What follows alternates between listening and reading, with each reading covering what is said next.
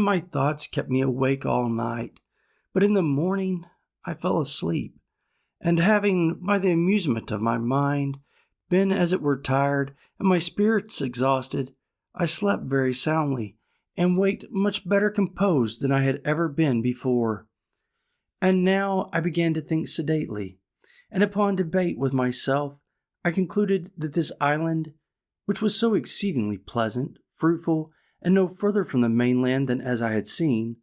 was not so entirely abandoned as I might imagine, that, although there were no stated inhabitants who lived on the spot, yet that there might sometimes come boats off from the shore, who, either with design, or perhaps never but when they were driven by crosswinds, might come to this place, that I had lived there 15 years now, and had not met with the least shadow or figure of any people yet, and that, if at any time they should be driven here, it was probable they went away again as soon as ever they could, seeing they had never thought fit to fix here upon any occasion. That the most I could suggest any danger from was from any casual accidental landing of straggling people from the main, who, as it was likely, if they were driven hither, were here against their wills. So they made no stay here, but went off again with all possible speed, seldom staying one night on shore, lest they should not have the help of the tides and daylight back again,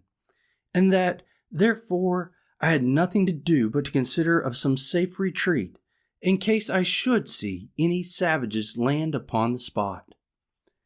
Now I began sorely to repent that I had dug my cave so large as to bring a door through again, which door, as I said, came out beyond where my fortification joined to the rock. Upon maturely considering this, therefore, I resolved to draw me a second fortification in the manner of the semicircle, at a distance from my wall, just where I had planted a double row of trees about 12 years before, of which I made mention. These trees, having been planted so thick before, they wanted but few piles to be driven between them, that they might be thicker and stronger, and my wall would be soon finished. So that I had now a double wall, and my outer wall was thickened with pieces of timber, old cables, and everything I could think of, to make it strong,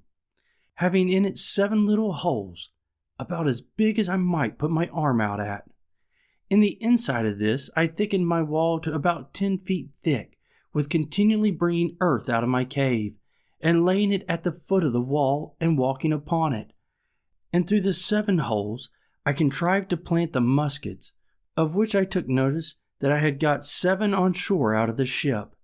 These I planted like my cannon, and fitted them into frames that held them like a carriage, so that I could fire all 7 guns in 2 minutes' time. This wall I was many a weary months in finishing, and yet never thought myself safe till it was done. When this was done, I stuck all ground without my wall for a great length every way, as full with stakes or sticks of the osier-like wood, which I found so apt to grow as they could well stand, insomuch that I believe I might set near 20,000 of them, leaving a pretty large space between them and my wall, that I might have a room to see an enemy, and they might have no shelter from the young trees, if they attempted to approach my outer wall. Thus, in 2 years' time, I had a thick grove, and in 5 or 6 years' time, I had a wood before my dwelling, growing so monstrously thick and strong that it was indeed perfectly impassable,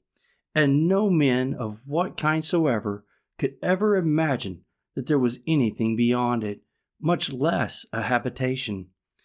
As for the way which I proposed to myself to go in and out, for I left no avenue,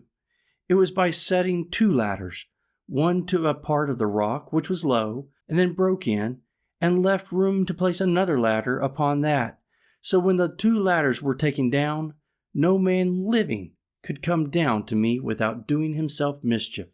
and if they had come down, they were still on the outside of my outer wall. Thus, I took all the measures human prudence could suggest for my own preservation, and it will be seen at length that they were not altogether without just reason, though I foresaw nothing at that time more than my mere fear suggested to me.